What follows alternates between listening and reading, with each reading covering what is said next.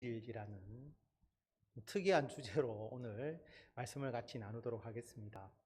찬양도 없고 또 말씀을 전할 충분한 시간이 있기 때문에 조금 서로 이야기를 나누면서 하나님의 말씀을 묵상하는 시간을 가지도록 그렇게 하겠습니다. 오늘 말씀을 보면 제자들의 이름이 나오잖아요.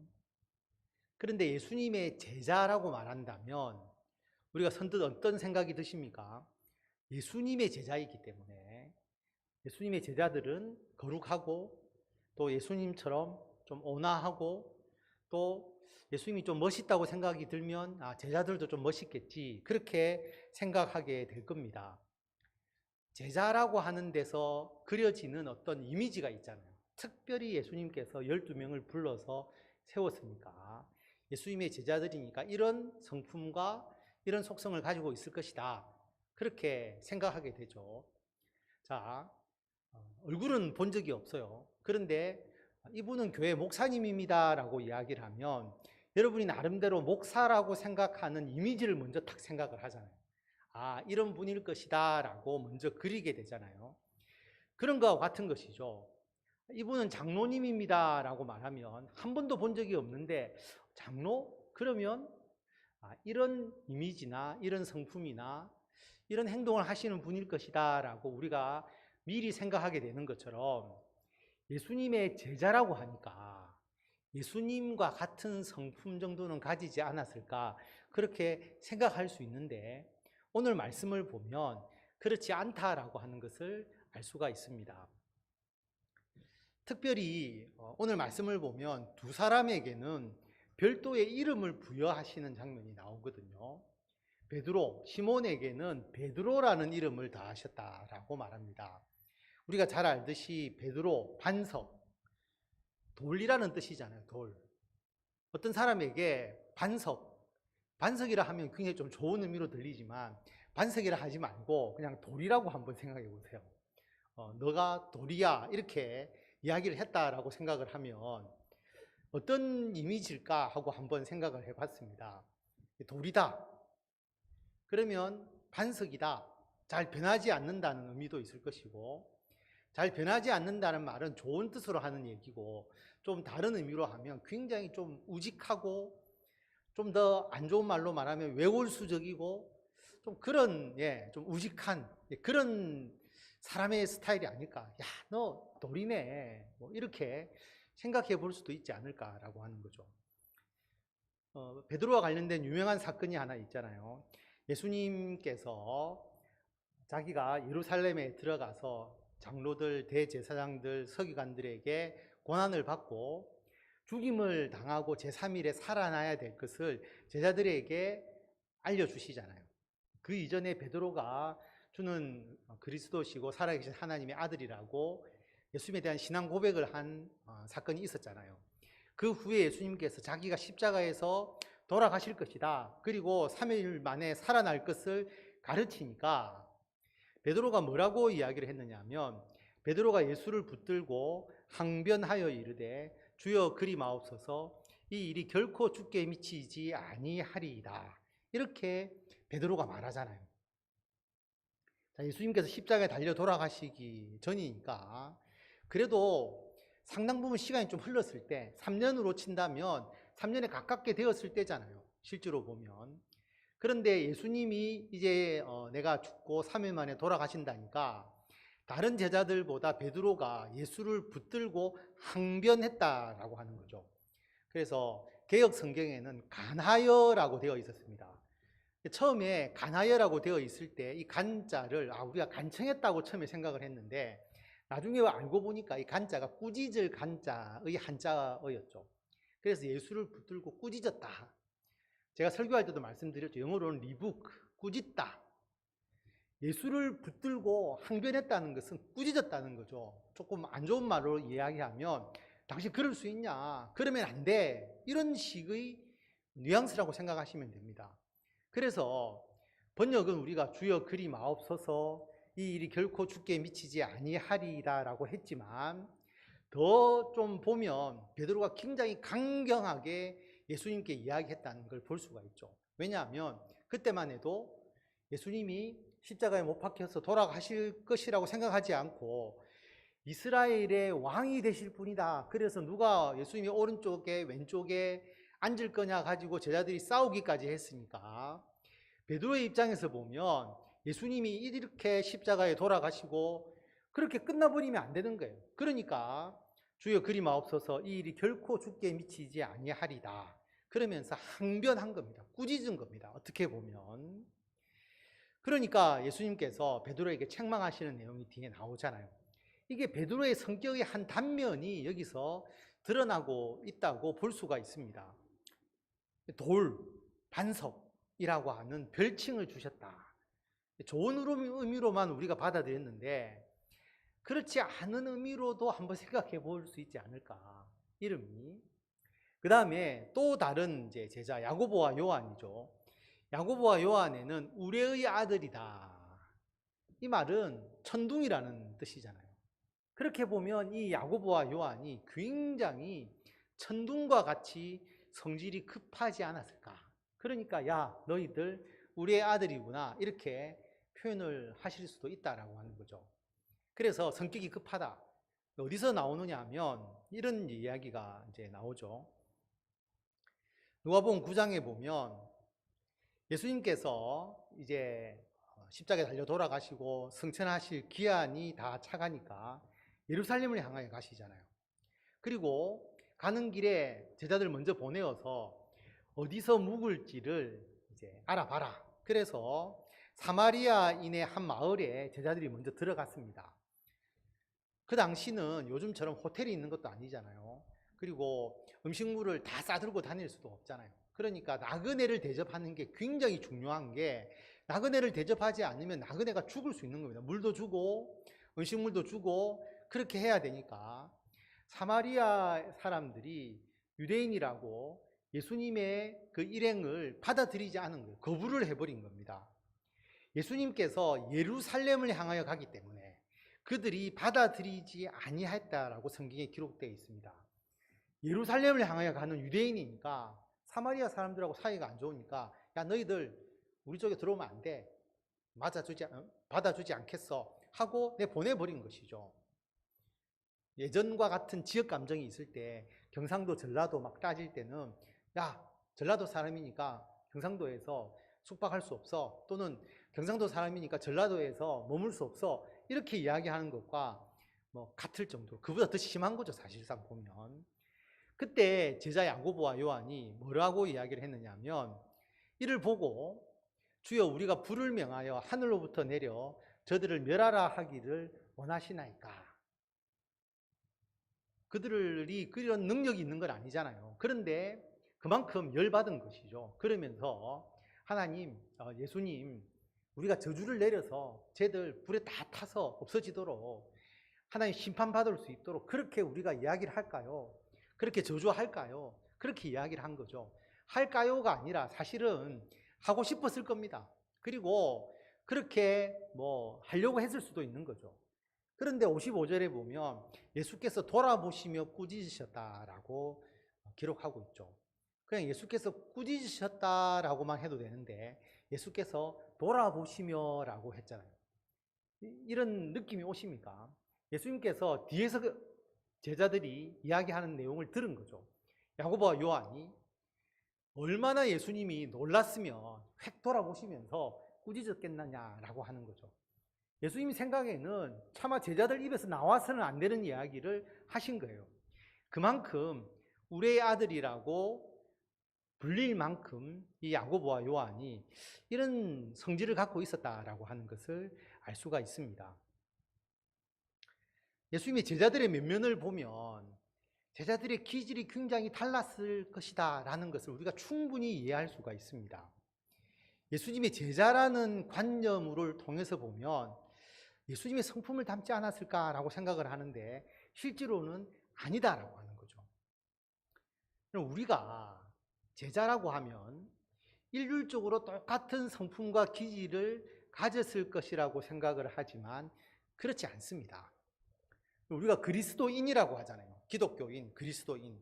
그러면 기독교인, 그리스도인이라면 이런 사람일 것이라고 생각하는 기본적 통념이 있습니다. 통념이 딱 있죠. 해운대 소정교회 성도, 또 집사, 권사, 안수집사, 장로라고 하면 이런 성품을 가진 사람일 것이다 라고 미리 딱 생각해 두는 기준이 있죠. 어떻겠습니까? 보통 그리스도인이라면 좀 온순할 것이고 착할 것이고 그렇게 생각하죠. 어떻게 보면 모두가 그렇게 되기를, 아주 판박이처럼, 붕어빵처럼 모두 똑같이 그런 성품과 우리가 생각하는 이상적인 어떤 기질을 가진 사람이 되어야 한다라고 생각하는 그런 생각을 우리 모두가 가지고 있을 수가 있다는 겁니다. 그래서 그런 식으로 만들어 나가고 그런 식으로 조합해 나가려고 하는 게 우리 일반적인 세상의 생각인데, 예수님은 그렇지 않았다라고 하는 거죠. 예수님은 자기가 원하는 사람을 선택하셨다라고 분명히 말씀하고 있습니다. 그런데 예수님이 원하는 사람의 기질은 예수님과는 좀 많이 달랐다라고 하는 것이죠. 예수님은 그 기질이 바뀌지 않는다는 것을 압니다. 기질이랑 쉽게 바뀌지 않아요. 물론 사람의 기질이 예수님을 믿고 성품이 조금씩 바뀌어 나가고, 요한도 나중에는 서로 사랑하라, 하나님은 사랑이시다, 그렇게 이야기를 한 사람입니다. 그 기질이 변화되게 되죠. 그러나 예수 믿었다고 해서 갑자기 기질이 바뀌느냐? 안 바뀝니다. 여러분도 경험하시잖아요. 우리가 태어날 때부터 가지고 있는 일종의 기질, 이것은 쉽게 바뀌어지는 게 아니거든요. 그런데 예수님은 일부러 그런 다양한 기질이 있는 사람들을 제자로 선택하셨습니다. 그 기질을 바꾸려고 하지 아니하시고요, 그 기질을 그대로 인정하시면서 제자를 삼으셨다라고 하는 겁니다. 교회를 가보면 그 교회의 담임 목사님의 스타일에 따라서 성도들도 따라가잖아요. 그러다 보면 교회 담임 목사님하고 일치하는 스타일을 가진 사람은 굉장히 좀 좋은 성도처럼 여겨지고, 그 다음에 그 교회의 담임 목사님 스타일과는 좀 다르게 행동하는 사람은 그 교회에서 좀 문제가 있는 사람처럼 낙인 찍히기가 굉장히 쉽습니다. 그게 그분이 잘못하는 게 아닌데 스타일이 다른 거죠. 예를 들어서 우리 교회는 좀 활동적인 스타일은 아니잖아요. 근데 다 숨어서 자기 일 다 하시고 시당적으로 잘 하는데, 우리 교회 성도님들은 별로 튀시는 분들이 없거든요. 모두가 이렇게 좀 조용하게 남에게 별 피해를 주지 않으면서, 그러나 이제 본인이 하시는 일을 막 열심히 하는 그런 스타일인데, 안 그런 성도들도 있잖아요. 와서 막 열심히 막 하려고 하는, 오늘도 앞에 앉아 계시는 나 권사님이나 또 유복희 권사님이나 이런 우리 권사님들은 막 열심히 해야 본인이 이렇게 만족할 수 있는 그런 스타일이거든요. 그런데 처음에 잘 알지 못하고 이 교회에 딱 와서 보면 사람들이 봤을 때는 저분이 왜 그러지? 이렇게 생각할 수도 있지 않겠습니까? 나 권사님은 전혀 그렇게 생각하지 않았대요. 남들이 자기를 그렇게 생각하는 줄. 맞죠? 예. 본인은 그냥 본인의 스타일대로 열심히 하셨고, 남이 나를 어떻게 생각하는지 전혀 모르셨을 건데, 분명히 성도들 중에서는 이런 스타일이 우리하고 맞지 않다고 생각하는 분도 있을 수도 있어요. 실제로 보면. 모르죠, 그냥. 그런데 그럴 수도 있다는 거죠. 유복희 권사님도 마찬가지잖아요. 막 열심히 구역장도 하시고 부엌에서도 막 열심히 하시고 하는데 그렇게 생각할 수 있는 거죠. 그게 뭐냐 하면 그 교회의 스타일에 조금이라도 다르면 그게 전혀 문제 있는 게 아닌데, 기질과 그분의 스타일의 차이인데 그게 좀 이상하게 여겨지는 그런 분위기가 될 수가 있다라고 하는 겁니다. 왜냐하면 우리가 똑같은 기질, 똑같은 성격, 똑같은 스타일이 되어야 그 교회가 올바르고 잘 된다라고 하는 생각, 잘못된 생각을 가질 수 있는 거죠. 근데 사람은 그렇지 않습니다. 다양한 기질을 가지고 있는 거죠. 기질이 다르니까 어떤 결과가 일어나느냐 하면 싸우게 되는 겁니다. 야고보와 요한이 예수님의 오른편 왼편을 예수님한테 부탁을 하고 어머니가 찾아와서 부탁을 하니까 제자들끼리 싸웠잖아요. 길 가면서도 제자들끼리 누가 더 높으냐 가지고 제자들끼리 싸웠잖아요. 제자들도 싸웠다니까요. 예수님의 제자들은 싸우지도 않고 예수님 말씀 잘 듣고 그렇게 지낼 것 같지만 제자들도 싸웠거든요. 실제로 보면 제자들 안에서 여러 가지 기질의 차이, 성격의 차이 이런 게 없었겠습니까? 그러니까 일할 때도 분명히 부딪혔을 거예요. 그러면서 서로 분쟁도 일어나고 다투기도 했을 것이다 라고 하는 겁니다. 교회에서도 다투는 일이 있잖아요. 실제로 보면 서로가 마음이 안 맞아서 같이 일하다 보면 다투기도 하고, 그렇죠. 사도 바울도 다퉜잖아요. 바나바와 함께 다쳤죠. 그래서 선교할 때 선교의 동반자를 택하는 문제 가지고 다퉜거든요. 실제로 보면. 그러니까 그거는 뭐 어쩔 수 없이 일어날 수밖에 없는 일이다라고 하는 겁니다. 서로의 기질과 생각이 다르기 때문에. 제가 교회 와서 이제 성도님들, 특히 집사님들, 권사님들 일하시는 거 보면 부엌에서 김장 담글 때 그런 거 많이 있잖아요. 자, 김치 액젓을 뭐 얼만큼 넣어야 되느냐, 아니 이거를 이만큼 넣어야 되느냐, 아니면 더 넣어야 되느냐, 말아야 되느냐. 모두가 악한 마음에서 이야기하시는 분은 한 명도 없어요. 왜냐하면 자신의 경험과 자신의 그 음식 스타일에는 이거보다 더 넣어야 맛있는 거예요. 근데 이분의 생각에는 그만 넣어야 되고 오히려 더 줄여야 되는 거예요. 그걸 가지고 이제 서로가 주장을 하면서 누가 더 옳은지 막 이렇게 이야기가 주고받을 수 있잖아요. 그렇지 않습니까? 교회를 뭐 악하게 하려고 하는 게 아니라 모두가 잘하려고 하는데 생각이 다른 겁니다.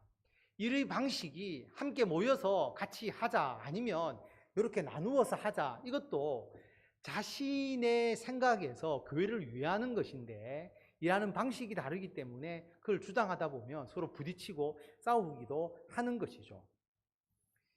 그게 당연하다라고 하는 겁니다. 그게 문제가 있다라고 생각하지 말고 서로의 생각과 기질이 다르기 때문에 일에 대해서 그런 차이가 일어날 수 있다라고 생각을 해야 하는 겁니다. 우리가 기본적으로 생각하는 그 기준 자체가 문제가 있을 수 있는 거죠. 장로님들은 다 신앙이 좋아야 된다. 그리고 장로님들은 다 남들을 위로하는 분이 되어야 한다. 장로님들은 경제력도 있어야 한다. 장로님들은 누구보다 성경을 잘 알아야 된다. 그리고 성격이 온화해야 된다. 그렇게 우리가 일반적으로 생각하는 기준, 그게 틀렸을 수도 있다라고 하는 겁니다. 예수님은 그분을 장로로 세울 때 신앙이 가장 좋아서 남을 잘 위로해서 성격이 온화해서 성경을 잘 알아서 경제력이 좋아서 어떤 권위적으로 일을 잘해서 그런 것 때문에 택한 게 아니다라고 하는 거죠.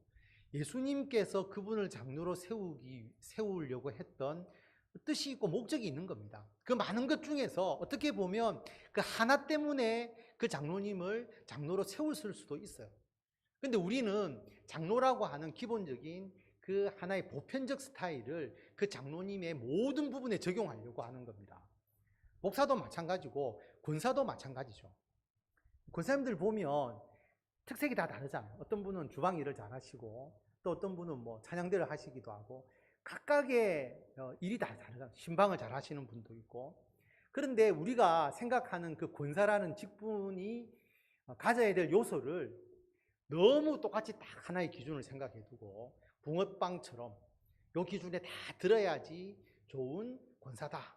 근데 기준이 안 드니까 왜 들지 않느냐 가지고 다투게 되는데 그것은 주님께서 원하시는 게 아니다라고 하는 겁니다. 그래서 그 기질을 인정하지 않고 다름을 인정하지 않다 보니까 이게 오히려 같은 부류끼리, 같은 기질이 있는 사람들끼리만 모일 수밖에 없게 되는 거예요. 저 사람은 나와 맞지 않아. 기질도 다르고 성격도 다르고 생각하는 것도 다르고 일하는 방식이 다르니까 나와 맞지 않아. 그렇게 하다 보니까 맞는 사람들끼리만 이제 모여지는 거죠. 붕어빵끼리만 모이는 겁니다. 스타일이 같은 사람들끼리만 모이는 것이죠. 그렇게 모든 일들이 진행되고 있다라고 하는 겁니다. 그런데 예수님은 예수님의 제자를 뽑을 때 예수님과 성품과 기질이 같은 사람 12사람을 뽑은 게 아니라 어떻게 보면 굉장히 다른 사람들을 뽑으셨어요. 12명이 전부 다 특이하고 직업도 다르고 생각도 다르고 그런 사람들을 예수님은 오히려 뽑으셨다라고 하는 거죠. 그렇게 뽑으니까 그 안에서 다툼도 일어나고 기질의 차이 때문에 문제도 일어나는데 왜 이렇게 다른 12명을 뽑으셨을까? 특별히 이름까지 더해주면서 돌, 반석, 우리의 아들 이런 사람을 뭐 때문에 뽑았느냐 하는 거예요. 천둥의 아들을 뽑아가지고 그 12명의 공동체가 얼마나 큰 문제가 생기겠어요. 성질도 있고 불을 내려서 멸해야 된다고 이야기하는 사람, 예수를 붙잡고 꾸짖으면서 그러면 안 된다고 이야기하는 사람을 제자로 삼아가지고 분쟁이 일어나게 만드시는 예수님의 뜻이 이해가 안 되지 않습니까? 예수님은 우리가 어떤 똑같은 성품과 기질이어야 한다는 생각을 지워버리도록 말씀합니다. 오히려 다양한 사람들이 예수님의 제자로 들어와서 서로가 다른 부분들을 이해하고 공감하면서 협력해서 더 좋은 일을 이루도록 만들기 위해서 일부러 그렇게 원하는 사람을 뽑으신 것 같아요. 직업도 다르고 성격도 다르고 출신도 다른 사람들을 모아서 예수님의 제자로 만들었다라고 하는 겁니다. 우리 교회의 장 목사님하고 저하고 굉장히 오랫동안 사역을 같이 했잖아요. 그죠? 그래서 저는 장 목사님하고 저하고 참 잘 맞는 줄 알았어요. 제가 잘 맞는 줄 알았는데 저하고 스타일도 비슷하고 성품도 비슷하고 그래서 잘 맞는다 이렇게 생각했는데 일할 때는 그걸 몰랐어요. 근데 이제 은퇴하시고 또 뒤에 한참 있어서 좀 돌아보니까 장 목사님은 저하고 스타일이 같은 분이 아니에요. 가만히 생각해 보니까 다른 것 같아요. 제가 장 목사님을 깊이 있게 잘 몰랐던 것 같기도 하고. 그런데 어떻게 일을 했나? 저는 같아서 그렇다고 생각했는데 같아서 그런 게 아니라 서로 달랐지만 서로가 보완적으로 오히려 일을 함께 잘할 수 있었다라고 생각을 합니다. 여성분이고 또 좀 세심한 부분이 있기 때문에 저하고는 아무래도 스타일이 다를 수밖에 없죠. 똑같을 수가 없지 않습니까? 그리고 저는 아주 편하게 좀 이렇게 대범하게 뭐 이렇게 서스름 없이 막 그렇게 이야기를 하지만 나중에 알고 보니까 장 목사님이 보기보다 굉장히 좀 여리신 분이에요. 그거 잘 모르시죠? 굉장히 여리고 상처도 잘 받고 마음에 좀 뭐랄까 이렇게 남이 이렇게 뭐라 하고 하면 그거 가지고 한 일주일 동안 집에서 마음 아파하고 어떻게 나에게 이럴 수 있느냐 하고 막 이런 스타일이에요. 저는 굉장히 대범하신 줄 알고 농담도 하고 편하게 막 하고 이렇게 했거든요. 근데 아니더라고요. 굉장히 공주 같으시고 여리시고 이런 부분이 너무 많이 있어가지고 그걸 나중에 알았어요. 나중에 처음부터 제가 알았다면 더 좀 말도 조심하고 이래 했을 건데 그냥 뭐 편하게 막 이야기를 했는데 그런 거라고 하는 겁니다. 실질적으로 보면 다르기 때문에 연합하는 부분들이 굉장히 많아요. 정한호 목사님을 또 우리가 청빙을 했잖아요. 어떤 분을 청빙할까 고민을 상당히 많이 하다가 결국 우여곡절을 거치면서 정 목사님이 왔는데 제가 가장 좋게 여기는 건 뭐냐 하면 저와 스타일이 다르다는 거. 저 굉장히 그걸 좋아합니다. 어떻게 보면 담임 목사하고 스타일이 같아야 모든 일이 다 진행이 될 거라고 생각하잖아요. 근데 저는 처음부터 그렇게 생각하지 않았습니다. 제가 하지 못하는 부분, 그 다음에 저와 스타일이 달라야 이게 보완적으로 사역이 된다라고 생각을 했거든요. 그런데 제 생각이 맞았던 거죠. 오셔서 사역하시는 걸 보면 정한호 목사님은 저보다 굉장히 더 적극적으로 뭔가를 하시고 찬양이나 그런 모든 부분에서 저는 행정도 제 혼자서 모든 일을 했잖아요. 그러니까 그냥 제가 이해하면 되니까 체계에 대해서 별로 신경을 쓰지 않았어요. 제가 알아보고 제가 다 하고 제가 다 하니까. 근데 두 사람이 같이 하니까 이제 체계가 서야 되는 거예요. 저도 열어보고 정한호 목사님도 열어봐야 되죠. 아직까지 장 목사님이나 한 목사님은 그 체계 속에 안 들어와 있다 보니까 한 번씩 뭐 찾아보려고 하면 목사님 어디 있어요? 막 물어보는데 저하고 정한호 목사님은 서로가 공유하는 체계가 다 형성이 되어 있습니다. 그래서 그걸 정 목사님이 오셔서 체계도 좀 세우시고 그래서 이제 시스템적으로 더 돌아갈 수 있도록 그렇게 하고 있죠. 그 시스템에 익숙해지시면 우리 뭐 한 목사님이든 장 목사님이든 누구든 그 시스템 속에서 일할 수 있도록 그렇게 해 두시잖아요. 보니까 훈련소 조교 출신이라 하더라고요. 훈련소 조교는 항상 이렇게 원칙을 굉장히 중요하잖아요. 군대에서 훈련생들 교육할 때도 뭔가 이렇게 질서정연하게 하도록 그렇게 하다 보니까 그게 익숙해지셨고 저는 6개월 동안 그냥 출근하면서 군생활을 했잖아요. 우리는 체계와 별로 관계가 없습니다. 우리는 아주 자유롭게 그리고 편안하게 어떻게 그렇게 보내는 스타일이기 때문에 군 복무에 있어서도 차이가 있잖아요. 그러니까 예수님은 똑같은 우리들의 스타일대로 일하시는 게 아니고 달라야 더 일을 잘할 수 있기 때문에 다른 사람들로 12명을 뽑은 겁니다. 여러분이 어떤 일을 할 때에 12명을 뽑으라 라고 이야기를 하면 어떤 사람을 뽑겠어요? 예수님처럼 안 뽑습니다. 내하고 스타일이 같은 사람, 내 말 잘 듣는 사람, 내하고 잘 어울리는 사람, 이런 사람 위주로 싹 뽑아가지고 쉽게 일을 딱 처리하려고 하실 생각이 더 강하겠죠. 내하고 스타일이 안 맞거나 좀 튀거나 부딪힐 사람들은 다 제거해버리고 딱 내하고 안 맞는 사람들만 12명을 뽑을 건데 예수님은 그렇게 하지 않았다라고 하는 겁니다. 그래서 어느 방법이 더 옳은지 단기적으로 보면 마음 맞는 사람들끼리 하는 게 좋을지 모르지만 장기적으로 보면 예수님께서 택하신 제자의 삼는 방법이 옳았다라고 하는 거죠. 그래서 각자의 특성에 맞게 12명의 제자들이 주 예수 그리스도의 복음을 전하면서 주의 복음이 확산된 겁니다. 모두가 똑같은 스타일이었다면 복음의 전파가 저는 제대로 되지 않았을 것이라고 생각을 합니다. 모두가 예루살렘에 남아있거나 아니면 모두가 순교해버리거나 아니면 모두가 예수님을 떠나서 방황했거나 그렇게 됐겠죠. 그런데 각자의 기질과 각자의 상황에 따라서 그 모든 것을 대비하고 대응하는 방법이 달랐을 것이고 자기의 상황에 맞게 주의 복음을 전하다 보니까 이게 주의 복음의 역사가 더 크게 나타났던 것이죠. 성령이 함께 하시니까 기질이 달라도 분명히 그 문제를 해결하면서 주의 일을 행할 수가 있다라고 하는 겁니다. 그럼 부부 간에도 그렇지 않나요? 결혼 생활을 하시는 분들 보면 나와 남편 또는 나와 아내의 스타일이 똑같다. 우리 너무나 똑같아. 너무 잘 맞아. 그렇게 생각하시는 분이 있다면 오히려 문제가 있지 않을까요? 너무 똑같다면 한 사람도 굉장히 남 말 잘 듣고 잘 받아들이는 스타일이라면 거의 그 집은 뭐 사기당하고 살지 않겠습니까? 근데 남자는 너무 말을 잘 듣고 남 말을 너무 그냥 쉽게 다 받아들이는 성격이라면 아내는 그게 아니고 한 번 더 생각해봐. 이게 아닐 수 있다. 이렇게 이야기해줘야 이게 일이 똑바로 진행이 되겠죠. 모두가 둘이 의심하는 사람이라면 아마 어떤 사람하고도 일할 수 없을 겁니다. 그래서 서로가 다르기 때문에 부부로서 맺어져서 서로를 보완할 수 있게 되는 것이죠. 다양성 속에서도 함께 협력할 수 있는 겁니다. 그렇지 않나요?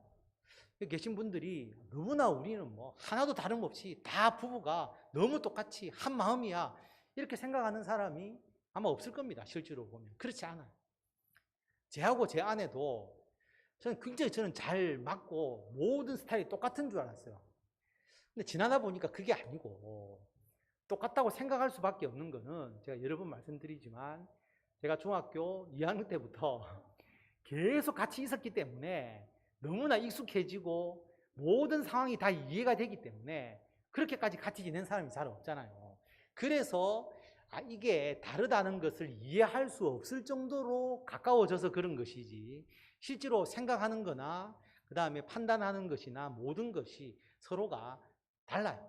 달라서 저는 또 한 번씩 물어보기도 하고 또 의견을 받기도 하고 그렇게 하고 있거든요.